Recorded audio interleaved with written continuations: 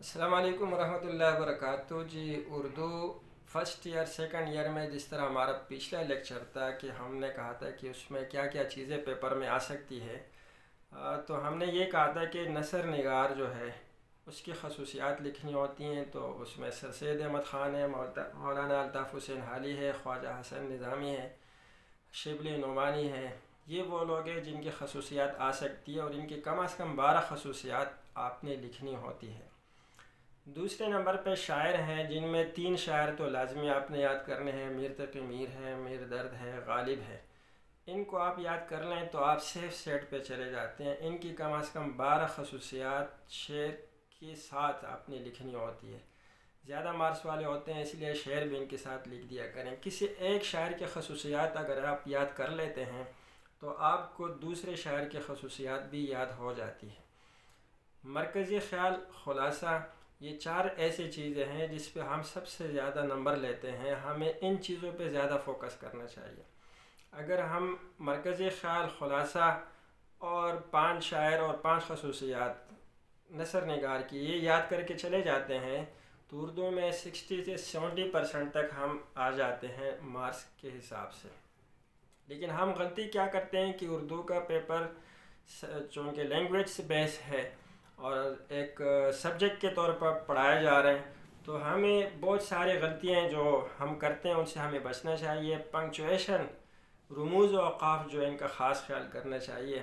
اگر ہم مضمون لکھ رہے ہیں یا کوئی بھی ایسی بات لکھ رہے ہیں، اگر ہمیں لگ رہا ہے کہ وہ بات پوری ہو گئی ہے تو وہ لائن ہمیں چھوڑ دینی چاہیے، وہاں فل سٹاپ لگانا چاہیے، ہمیں دوسرا پیراگراف لینا چاہیے۔ یہ ہماری بہت ایک غلطی ہے جو میں نے نوٹ کی ہے، کہ وہ غلطی جو ہے وہ پورا لکھتے جاتے ہیں کہ سیکوینس میں، اور پیراگراف نہیں ہوتے مضمون کے اندر، یہ نہیں ہونی چاہیے۔ پھر جو آپ کا ہیڈنگ ہوتی ہے، ہیڈنگ کو آپ ڈبل انڈر لائن کر لیا کریں، پھر سب ہیڈنگ ہے اس کو سنگل انڈر لائن کیا کریں۔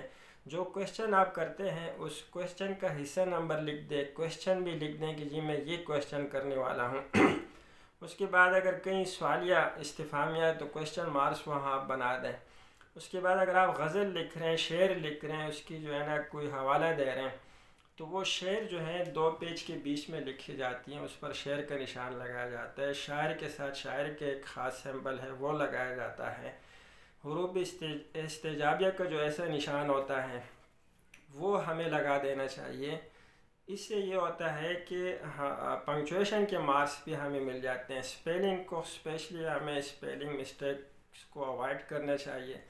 اسپیلنگ مسٹیک اردو میں کاؤنٹ ہوتی ہیں، انگلش میں کاؤنٹ ہوتی ہیں، اسلامیات پاکستانی میں نہیں ہوتی۔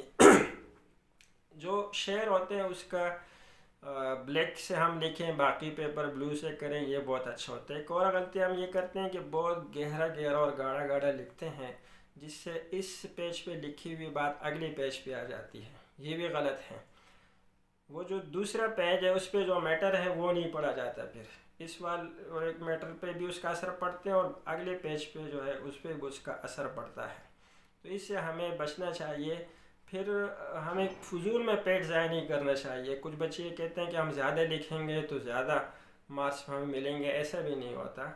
سامنے جو چیکر ہے وہ بھی اس چیز کو سمجھ رہا ہوتا ہے کہ اس نے پیج کھائے ہیں، ضائع کیے ہیں۔ اگر حصہ ختم ہو رہے ہیں اور آپ کا آدھا پیج باقی ہے تو پھر آپ چھوڑ سکتے ہو، اگلے پیج پہ جا سکتے ہو۔